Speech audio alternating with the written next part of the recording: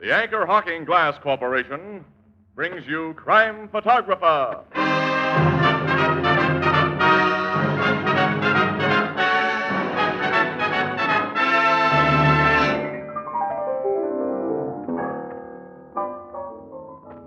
What do you know? The Valentines are coming in already. And here's one addressed to man's best friend. Well, that must be for you, Ethelbert. And here's one addressed to a great snooper.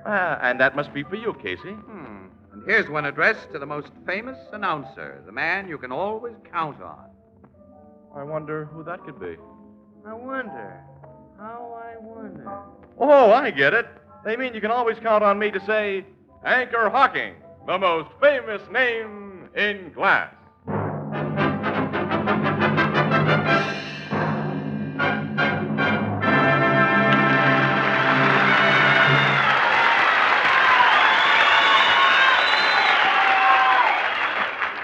Good evening, ladies and gentlemen. This is Tony Marvin. Every week at this time, the Anchor Hawking Glass Corporation of Lancaster, Ohio, and its more than 10,000 employees bring you another adventure of Casey, crime photographer, ace cameraman who covers the crime news of a great city. Our adventure for tonight, KeyWitness.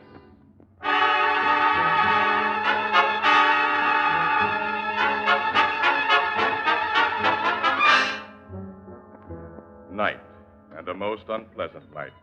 Dark, windy, damply cold.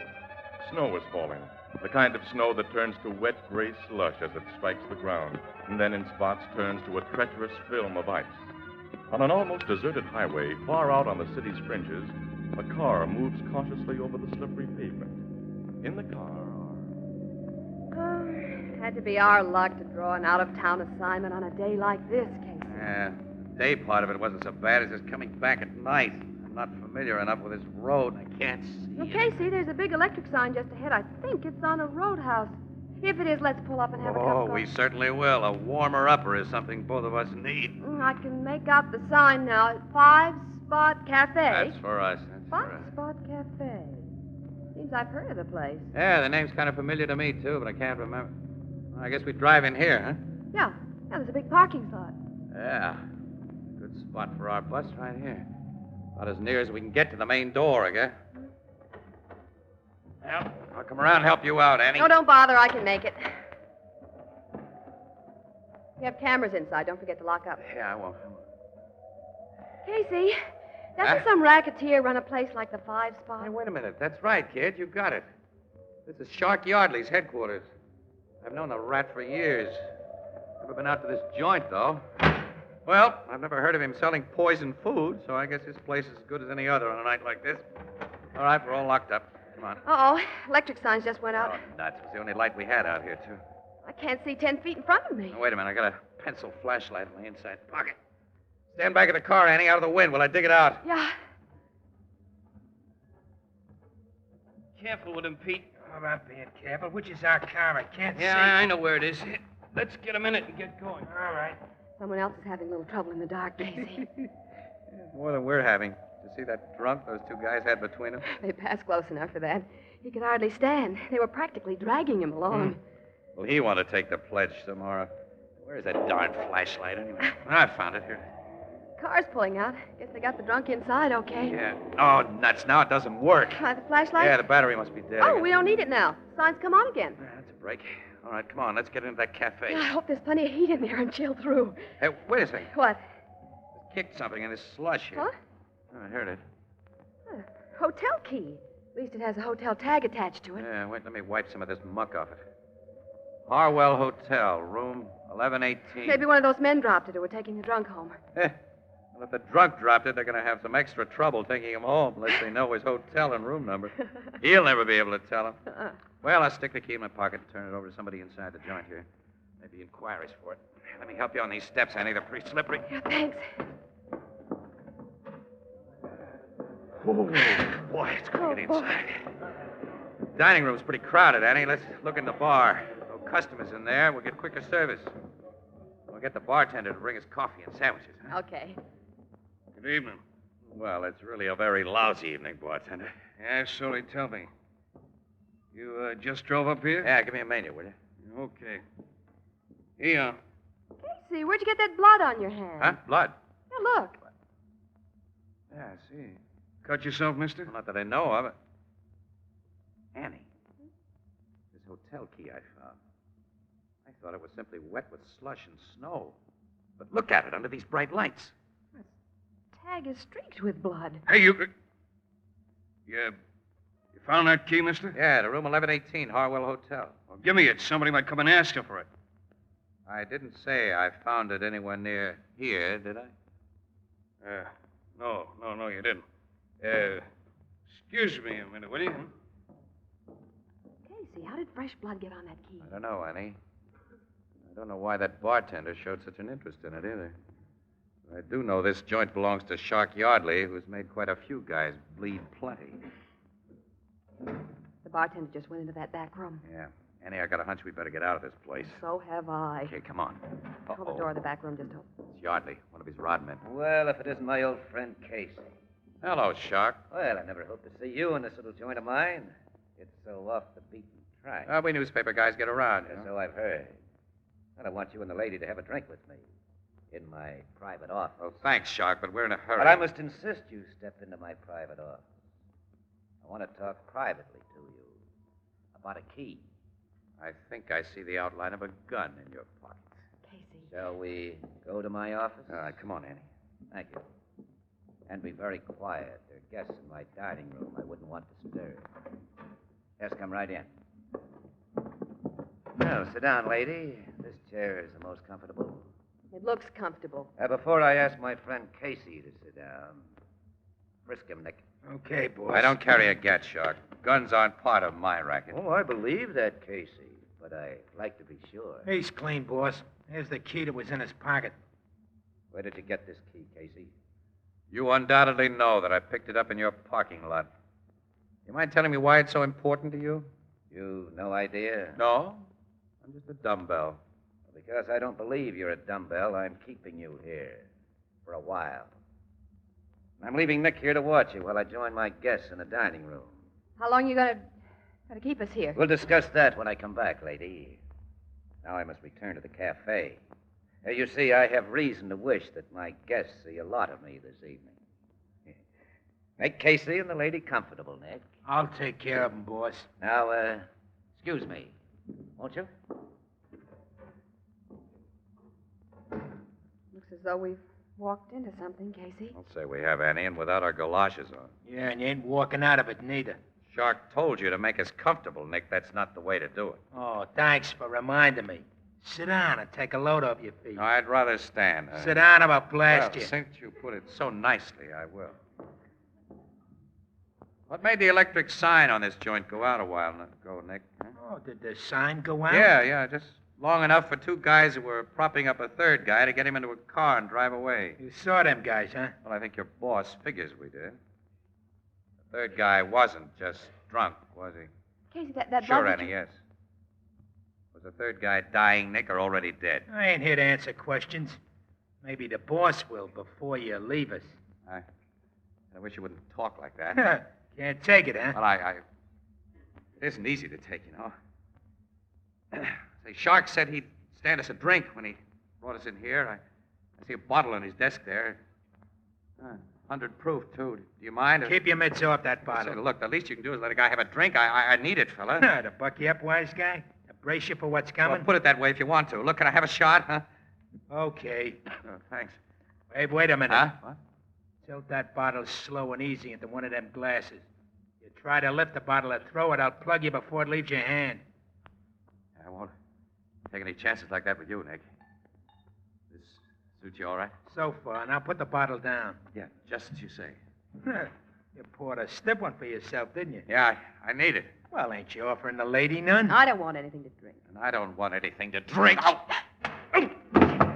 He threw that whiskey in his eyes, Casey. That's right, 100 proof stuff, too. All right, I've knocked him cold, Annie. I got his gun. Give it to me. Here. Tap him gently on the head with it so he'll stay out till we make our getaway. That'll do it. We can't go out this door through the bar. Come on, there's a window here.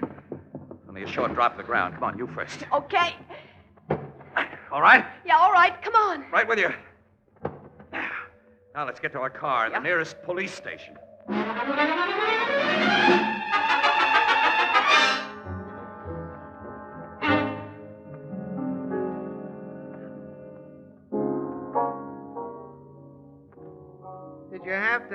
half tumbler of that good whiskey in the guy's eyes, Casey? Well, it was worth it, Ethelbert. I'll say. Well, what happened after you made your escape from that joint last night?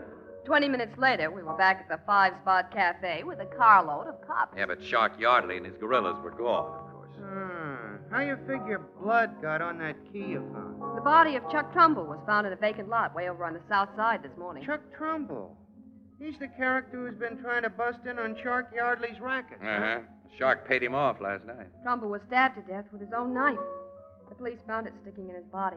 And Trumbull lived in room 1118 of the Harwell Hotel. See? Well, then that key you found... But when Yardley learned that we had the key with the blood on it, he knew it would put him on the spot for Trumbull's murder. And as he'd planned the murder, there was to be no evidence that Trumbull had been anywhere near the Five Spot Cafe. In fact, Shark Yardley's alibi would be that he was at the Five Spot when Trumbull was killed someplace else. Yeah, but that key to Trumbull's hotel room, found in Shark's parking lot, was proof he'd been there. Yeah, that's it. Ah. And when Yardley's brought to trial, Casey's testimony and mine about that key will send him to the chair. The cops ain't caught up with the shark yet? No, but they will. Until they do, I'd be pretty worried if I was you. Worried? The shark's a bad baby, Casey. This Trumbull ain't the first guy he suspected of bumping off. No. Cops think he got Ed Clive last year. And with Clive's own gun. Like you think he carved Trumbull with Trumbull's own knife. And there was that gambler a couple of years ago, I forget his name. Oh, Ernie Hastings. Yeah. And the cops could never prove nothing. What I mean is, Shark Yardley ain't gonna like having a couple of witnesses loose that can finally fry him as he deserves to be fried if they stay loose. I'm not worried about the shark. He'll be too busy dodging cops to bother Ann and me. Besides, we've been witnesses against his kind of rats before. Well, he's a special mean kind of rat, Miss Williams. A special dangerous kind. Look, Annie, it's after midnight. It's time I took you home. Yeah, I'm ready to go home. I'm tired. Well, here's what we had, pal. Gee, you're paying for a change. Well, I always pay. Don't I? Well, eventually. Don't I? Yeah. Good night. Night, Casey. Night, Miss Williams. Good night, Ethelbert.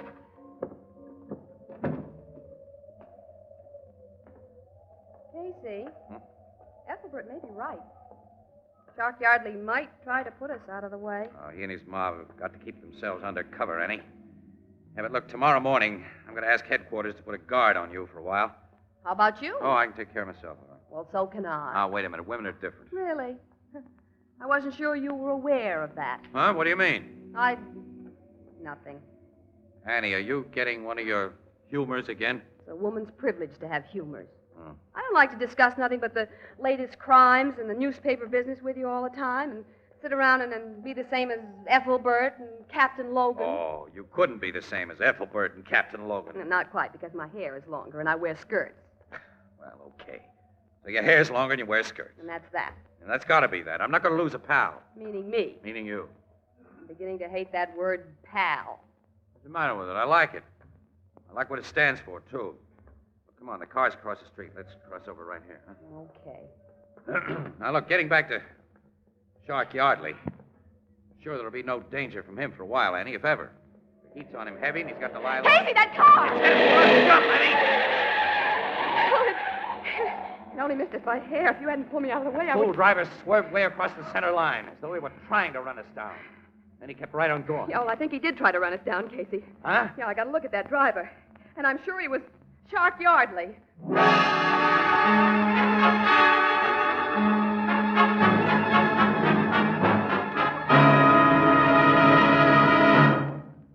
This is the season of buffet suppers and other informal entertaining. Now, when it's necessary to serve an unusually large number of guests, jadeite is the ideal answer. Yes, jadeite, spelled Jadeite, jadeite, the new kind of dinnerware developed by Anchor Hocking. You'll love its delicate jade green color, its fine porcelain-like texture, and you'll be amazed to find that jadeite is as strong and heat-proof as the Fire King oven glass you use for baking. Yet, with all its advantages, jadeite is incredibly low in price.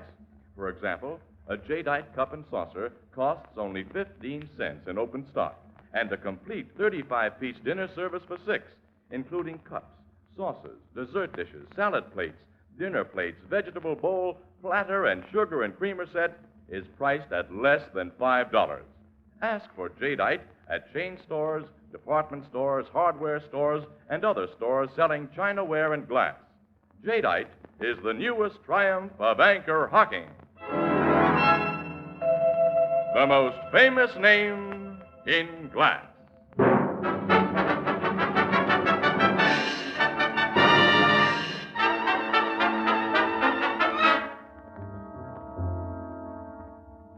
Don't argue with me, Casey. Both you and Miss Williams get police bodyguards from now on. Well, after what happened half an hour ago, Captain Logan, I'm delighted. Well, I'm not, and I won't stand for it.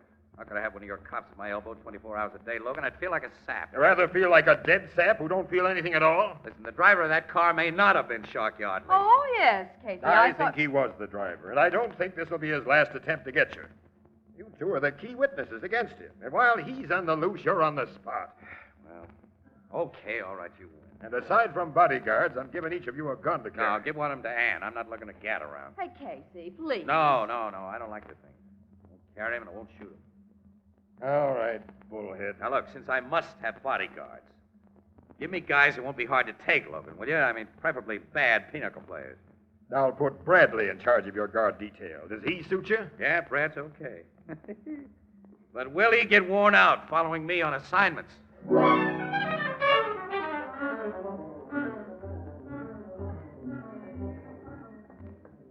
on, hurry up, Brad.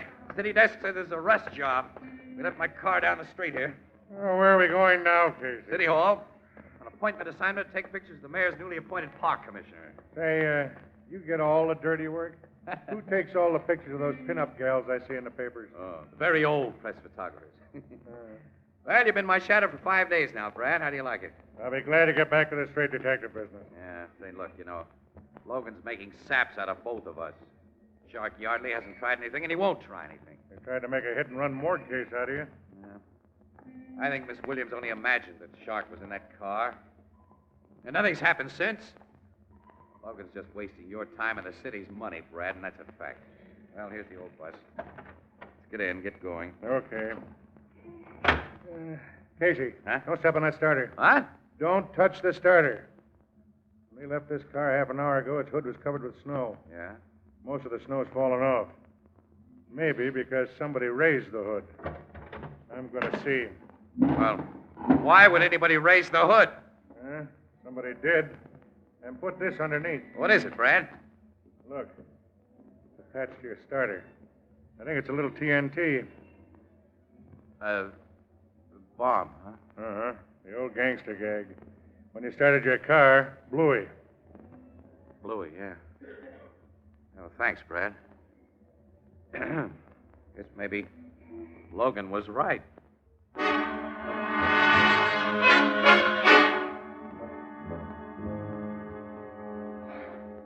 Okay, Logan, all right. I've been the sap and you've been the wise guy. You finally think so? Well, don't rub it in now, pal. Why not? Even after Bradley found that bomb in your car 2 weeks ago, you gave me an argument.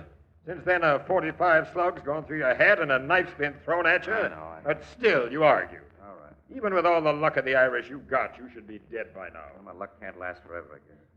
Plenty jittery right now. Yeah, since this morning, after you learned Miss Williams had received a box of candy through the mails that turned out to be poisoned. Look, if she'd been sap enough to eat one of those candies, Logan... Fortunately, she wasn't. You'd probably have swallowed a couple. We gotta stop this, We gotta nail this guy, Yardley. How, exactly? You know we've turned this town inside out trying to find him. We've got to make him come to us. That's a beautiful idea. Just what method will you take? Wait a minute. I think I've figured a method. Yeah? Look, the Shark's got a big fat grudge against me, Logan. He's a guy who always settled his grudges in person when he could. Well, I want him to have an opportunity to get into my apartment at night unmolested. What do you mean? I want the guard who watches my fire escape to apparently sneak away from his post every night and do a little guzzling at a bar around the corner. I'd like him to make a special habit of doing it between 2 and 3 a.m. So Shark will be tipped off and pay you a call by way of the fire escape? Right. Now then what? I'm going to take that gun you offered me. Casey, I doubt if you'd shoot a guy even to save your own life. I'll kill Shark Yardley if I have to, but he ought to save me that trouble. You know, crooks and killers usually follow a set pattern. They stick to old habits. I don't get you. Well, I'll explain it later, but right now, you tell my fire escape guard to play hooky between 2 and 3 a.m., and do I get a gun? I'm always a sap for you, pal. All right, I'll instruct the guard. And I'll give you my best gun, a 38 positive and a 45 flame. No, I don't want a revolver. I want a rifle. Rifle? Yeah. A big calibered rifle with a silencer attached. Silence? Yeah.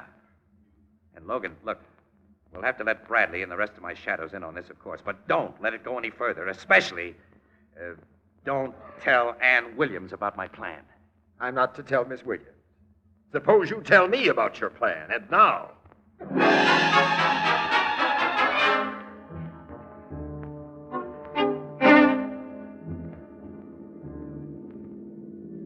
Well, okay, Brad, here's the old homestead again. Time to go through our usual routine. Yeah, well, I don't like the routine that's become usual during the last week, Casey. Yeah, You're taking a big chance with nobody watching that fire escape between 2 and 3 in the morning. I'm watching. But you're not used to handling guns. Well, I can handle a rifle Logan gave me. Also, I've had lots of experience handling crooks. All I can do is hope you'll be okay. Shark may show up any time now, Casey. Maybe tonight. The sooner the better. Miss Williams is losing a lot of sleep. She's got nothing to worry about. She hasn't a fire escape. Well, come on, Brad. Let's get out of this car. You come up to my apartment as usual, look the joint over as usual, then come back here down to the street as usual. Then you'll turn out your lights as usual. And I'll seem to be sleeping soundly between 2 and 3 a.m. What if you do fall asleep, Casey? Well, in that case, well, I won't.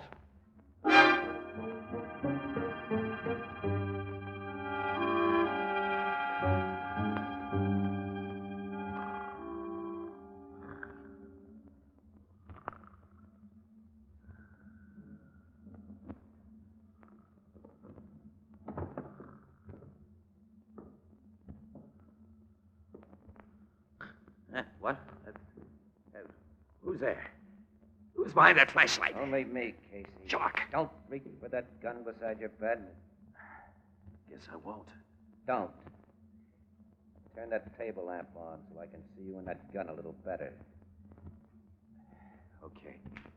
Thanks. Well, you look like just the same sap who butts into things he should keep away from. Oh, that gun of yours. Nice high-powered rifle that can make a big hole in a guy. Why the silencer on it? Well, they had the attachment when I got it from the cops. Wasn't that nice? Revolver I brought along has a silencer, too. But I always like to use the other fellow's weapon if he has one. If I'm unlucky and fall into a pinch, a good lawyer may convince a jury that the other fellow was a suicide. You're going to shoot me with my rifle? Yes, Casey. After I've made sure it's loaded. It is. And now... Don't, Shark. Yellow, aren't you? Afraid to take it? Put down that gun. Putting the muzzle against your head, the cops will be sure this was a suicide. It will be if you squeeze that trigger. You're suicide. What do you mean? You looked to see if it was loaded. It is. You didn't look to see if the barrel is clear. It isn't. It's been plugged. So the shell in the chamber will blow up the gun. Yeah, this is a bluff. You can't get away with it. It isn't a bluff. Nuts. Take what I came to give you. You snapped the trap yourself, Shark. And I can't say I'm really sorry.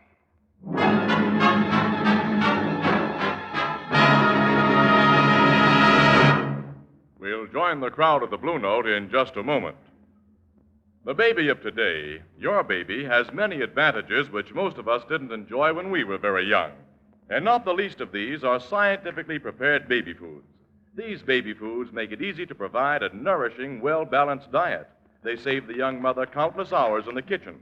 But to take full advantage of the convenience of prepared baby food, be sure to insist on glass jars. For with a glass jar, you can heat and serve baby food and reseal it to store leftovers all in the original container, saving endless extra hours of work each week. And then, too, there's the matter of cleanliness.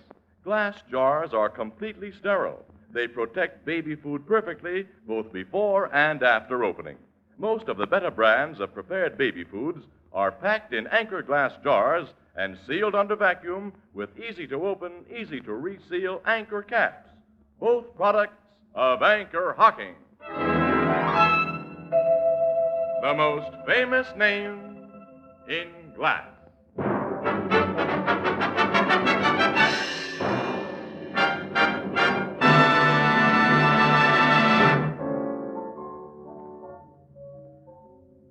Well, the explosion of that rifle didn't kill the shark, huh, Casey? No, Ethelbert, miraculously enough. The docs will have him patched up for his trial on a Trumbull murder charge, and he'll be able to walk to the hot seat afterwards. But how could you be sure he'd try to shoot you with that rifle instead of his own gun, Casey? Look, now, he'd killed Trumbull with Trumbull's own knife, huh? Yeah? And Clive with Clive's own pistol. Yeah? Well, that was Shark's murder pattern, don't you say? That's right. Well, I'm awful glad it's over, Casey. Oh, my Annie, I'm sure glad to get rid of that bodyguard. You know, I'll miss mine. Huh? Miss having a cop at your elbow every minute? Well, my principal guard was nice. I liked him. Yeah? Nice looking, too. You met him. Oh, yeah, I met him, sure. Of course, I won't miss him too much. Oh? We have a date together this evening. Oh. Have a date, huh? With a cop tonight? Mm-hmm. Yeah, but look, Annie, you and I usually go out together every evening. Oh, but you and I are just pals, Casey. Huh? I said we're just pals. Oh, yeah, that's right. Yeah. Oh, I must be running along to meet him now. So long, Ethelbert. Hey, So long, Miss Williams. Good night, pal. good night. What are you laughing about? Pal. Nuts.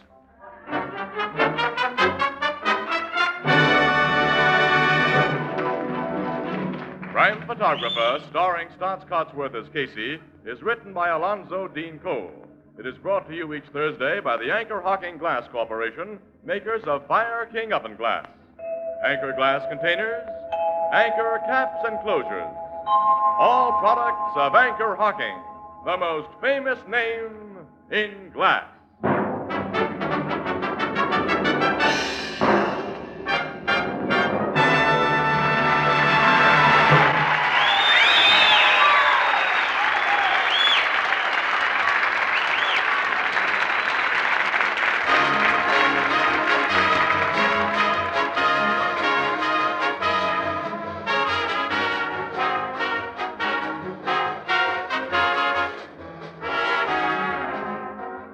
Crime Photographer is directed by John Dietz and is based on the fictional character of Flash Gun Casey, created by George Harmon Cox.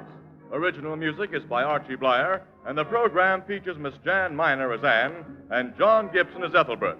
Herman Chittison is the Blue Note pianist. If you're a young man from 17 to 31 years of age, the Navy is interested in you, and you'll be interested in the Navy. For the Navy offers you training in the most extensive scientific schools in the world, combined with travel and adventure, good pay, financial security, and early retirement. Get in touch with your local Navy recruiting office immediately.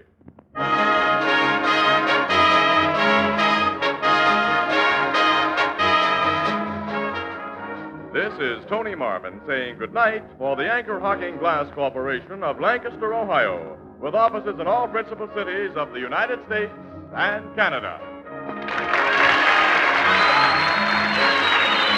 This is CBS, the Columbia Broadcasting System.